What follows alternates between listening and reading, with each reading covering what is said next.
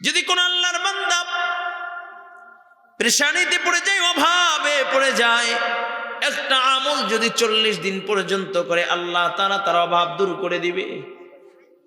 আমলটা বলার আগে একটা ঘটনা শুনিলে ভালো বুঝবেন। বাগদাদের ভিতরে এক আল্লাহর বান্দা, বড় ধনী ব্যক্তি ছিলেন। ব্যবসা করতে গিয়ে লস খাইলেন, সব সম্পদ হারায় দেউলিয়া হয়ে গেলেন। হয় কিনা? সম্পদ দেওয়ার মালিককে, অভাবে ফেলার মালিককে। নদীর পার ভাঙে ওপার ঘরে, এই তো নদীর খেলা। সকালবেলা ধনী রে তুই, ফকির সন্ধ্যাবেলা। সকালবেলা ধনী রে তুই, ফকির সন্ধ্যাবেলা। আল্লাহর বান্দা বড় দেউলিয়া হয়ে গেলেন। আল্লাহর বান্দা দেউলিয়া হয়ে গেলেন। শুধু দেউলিয়া তা নয়, ঋণগ্রস্ত হয়ে গেলেন। তার কাছে এক আল্লাহর বান্দা 1000 দিরহাম পাবে। 1000 দিরহাম ঋণ হয়ে গেলেন। আল্লাহর বান্দা বড় পরেশান, কেমনে 1000 টাকা ঋণ পরিশোধ করবে। বারবার তাকে তাকিদ দিচ্ছে, কিন্তু ঋণ পরিশোধ করতে পারতেছে না। বিচারকের কাছে বিচার দিলেন। বিচারক তাকে ডাকা হলো, ডাক দিয়ে বলেন, ভাই তুমি কেন তার টাকা দাও না? বলে, আমাকে কিছুদিন সময় দেন, আমার দেওয়ার হয় নাই। কয়, না না, জেলখানায় বন্দি করে দিব, তোমার টাকা দিয়ে তোমার পরিবার তোমাকে ছাড়ায় নিবে। ডাক দেয়া বলে, বিচারককে ডাক দেয়া বলে, ভাই আমার পরিবারের ভিতরে আমাকে ছাড়ায় নিবে এমন কেউ নাই, সবাই দেউলিয়া হয়ে গেছে। তবে আমাকে আজকের রাতটা একটু সময় দেন, আগামীকালকে আমি আপনার টাকা পরিশোধ করে দিব। যদি না দিতে পারি, আপনি আমাকে জেলখানায় বন্দি করে দিয়েন।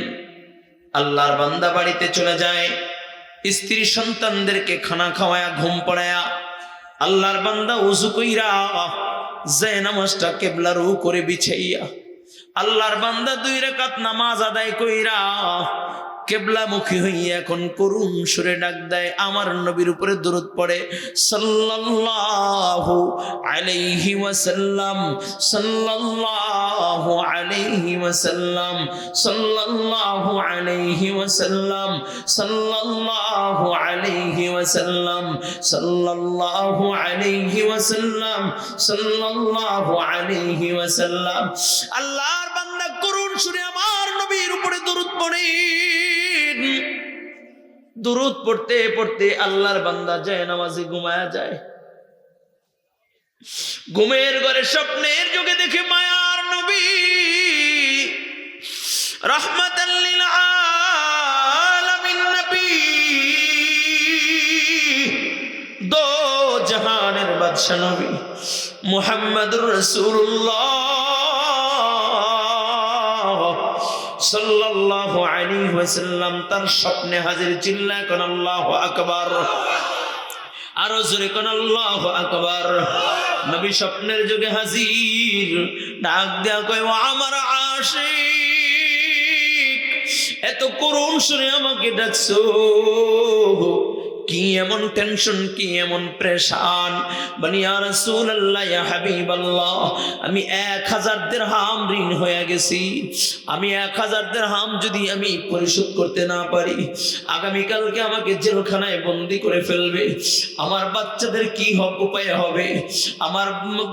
আমার বৃদ্ধা মার কি অবস্থা হবে? কে তাদেরকে বাজার করে খাওয়াবে? কেমনে তারা চলবে? আমি বড় প্রেশান। নবী ডাক দিয়া কয়, তুমি আগামীকালকে সকালবেলা বাগদাদের বাদশা আব্দুল হামিদ, এই আব্দুল হামিদের কাছে চইলা যাবা, যা বলবা আল্লাহর নবী 1000 দিরহাম তোমাকে দিতে বলছে ঋণ পরিশোধের জন্য। আল্লাহর বান্দা ঘুম ভেঙে যায়, ফজরের নামাজ পড়া আল্লাহর বান্দা রাজ দরবারে দৌড় দিলেন। রাজ দরবারে যায় দেখে বাদশা রাজকীয় কাজে বের হইলেন। এমন সময় ডাক দেয়া বলে, বাদশা আপনার সাথে আমার কথা আছে। কয়, এখন কথা বলার সময় নেই, পরে আসবা। কয়, বাদশা আমি তো আপনার কাছে আসি নাই, আমাকে পাঠানো হয়েছে। কে পাঠাইছে? কয়, মুহাম্মাদুর রাসূলুল্লাহ। বাদশা গোরার পিঠ থেকে নেই মাপ আল্লাহর বান্দার হাতটা ধইরা রাজ দরবারে নিয়ে যায়। কে তোমাকে পাঠিয়েছে? বলে আল্লাহর নবী পাঠিয়েছে। বলে কেন? আমি 1000 দিরহাম ঋণগ্রস্ত। আল্লাহর নবী বলেছে আপনাকে আমার ঋণ পরিশোধ করে দেওয়ার জন্য। বাদশা ডাক দিয়া কয় তোমাকে যে আল্লাহর নবী পাঠিয়েছেন তার কোনো দলিল আসেনি, দলিল প্রমাণ আসেনি? কয় হ্যাঁ, আল্লাহর নবী এই কথাও বলেছে আব্দুল হামিদ প্রত্যেক দিন রাত্রবেলা আমার উপরে 1000 বার দরুদ পড়ে। গত রাত্রে 1000 বার দরুদ পড়ে নাই, জরিমানা স্বরূপ 1000 দিরহাম যেন তোমাকে দিয়া দেয়। বাদশার দু চোখ বাইয়া বাইয়া অশ্রু ঝরতেছে। 1000 টাকার একটা থলে দইরা আল্লাহর বান্দার হাতে দিয়ে দিয়েছে। আবার বলে ভাই বলো বলো বলো কে তোমাকে পাঠাইছে? কয় আল্লাহর নবী আপনার কাছে আমাকে পাঠাইছে।